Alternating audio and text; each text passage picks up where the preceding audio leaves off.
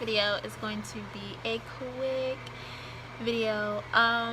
Today I was kind of in my feelings, kind of feeling a little down because I wouldn't say that I'm not happy about where I'm at in life, but the devil has a way, when you start thinking about things, the devil has a way of using that against you.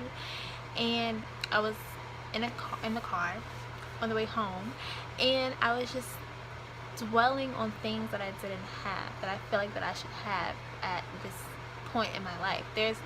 I imagine myself being at a specific place, or just different things in my life I picture myself having at this time in my life. And I'm pretty sure there are other people that would tell me what they think I should have, or where they think I should be, or where they think I should work, or just all that craziness. And just like today, I don't know why, I don't know what happened, but I was literally just dwelling on everything possible that I could. Now, when I get into my feelings, when I think about certain things, or instead of just getting angry and mad and becoming depressed like I used to do, I take it to God. I would literally cry to God and be like, God, I don't know why this is happening, and blah blah blah, and all that craziness.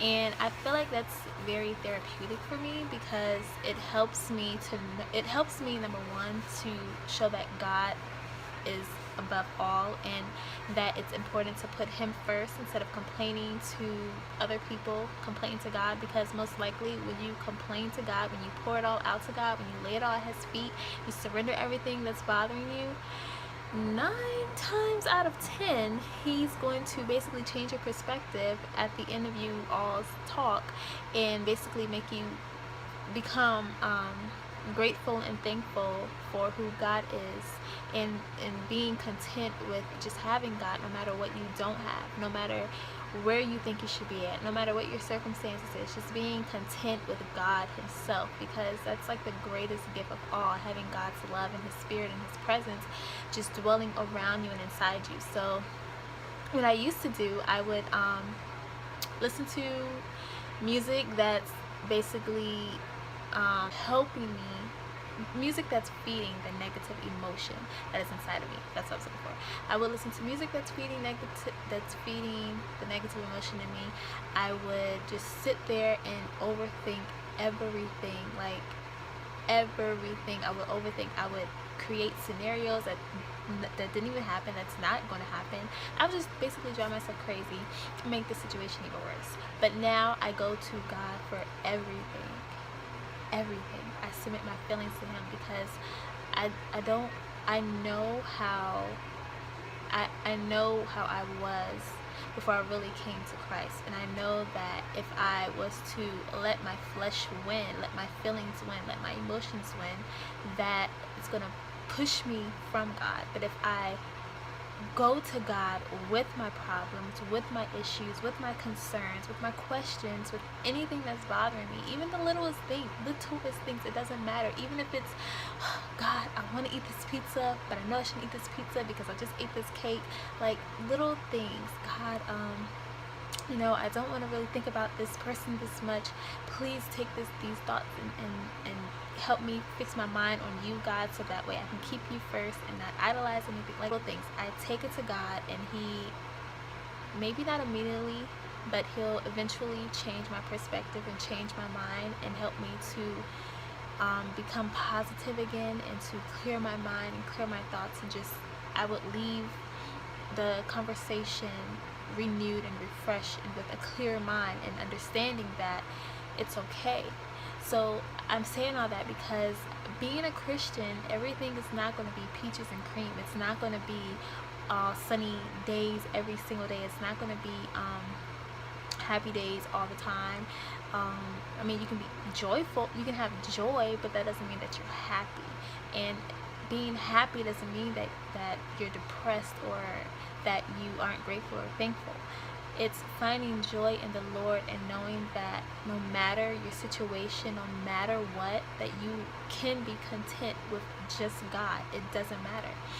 And I'm just saying that we shouldn't be so concerned about the worldly matters. We should be storing up our treasures for heaven, and focusing on God, and just realizing that God is our peace, God is our joy, God is what feeds us and bring us happiness. We can find our happiness in God, because happiness can be temporary. You can be happy 1 second, and the next second you're not happy. But if you have joy in your heart, if you really have true joy, it does not matter what you're going through. You're still gonna be I'll say at peace, because you know that this is for a moment. What I'm going through is for a moment. What I don't have is for a moment. And I know that if I'm supposed to have it, I will have it. If I'm supposed to be in a relationship, it's going to happen. If I'm supposed to work at this job that I want, it's going to happen.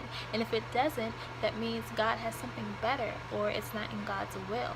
He has a purpose and a plan for us. So even though we can't see the plan or the purpose manifesting in our lives at this moment, that doesn't mean that it's not coming. That's why we have to pray continually. We have to fast. We have to seek, and we have to push through our emotions. We have to push through how we're feeling. We have to push through wanting to quit. We have to push through wanting to give up. We have to push through wanting to curse that person back out. We have to push through wanting to just sleep instead of getting up for church. We have to push through wanting to not read the Bible because we just don't feel like we have to push through our emotions and our feelings, and remember that God is the reason for everything, and that we have to remain focused, like tunnel vision for just God, because at the end of the day, God will not let us down. And we can, even if you're so focused on God, if you're so focused on seeking God and so on fire for God, there is no way on earth that you can be miserable and depressed. There's just no way. You will be so filled up with His joy and His spirit and His presence that you won't care what you don't have. You won't care that you don't have the materialistic things that everyone your age has, or what this world is, what the society is promoting that you should have. You wouldn't care that you're single. You wouldn't care that you just wouldn't care, because you know that it's a bigger purpose. You know that it's bigger than you, and everything that you see, me talking, this phone, my camera, my room, my hair, my earring, like everything, my job, my bank account, my crazy student loans, like all of it is temporary. And it's temporary. It cannot be taken when we leave this earth. I can't take none of this stuff with me when I leave this earth. I can't take nothing with me. I can't take a car. I can't take a home. I can't take my credit cards. I can't take my money. I can't take a relationship. I can't take I can't take anything with me when I leave this earth. So why be stressed out on something that can be resolved? Why be stressed out? It is not worth it. It's not important. And it's not from God. God is not the author of stress. He's not the author of confusion. He's not the author of depression. He's not the author of anxiety. He's not the author of any of that stuff. So you can't let what you don't have, you can't let what you're dwelling on, you can't let that affect your walk with Christ. You can't let that say, okay, well, I done given my life to Christ. I stopped doing this. I stopped doing that. Like, I should have everything that my heart desires right now. I should have it. Like, I'm obedient. I pray. I go to church. I fast every now and then. Like, no, it's not a God, I give you this, you give me that. I mean, we should have expectations, but we shouldn't place it to where, okay, God, if I'm doing all this, I expect you to bless me 10 times. I expect you to give me my heart desires. Like, it doesn't work that way.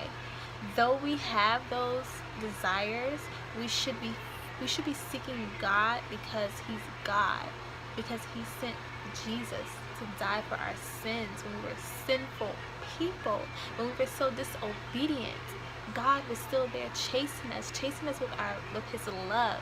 He chose us. That's why he didn't give up on you. That's why He didn't let you give up on yourself, because He chose you.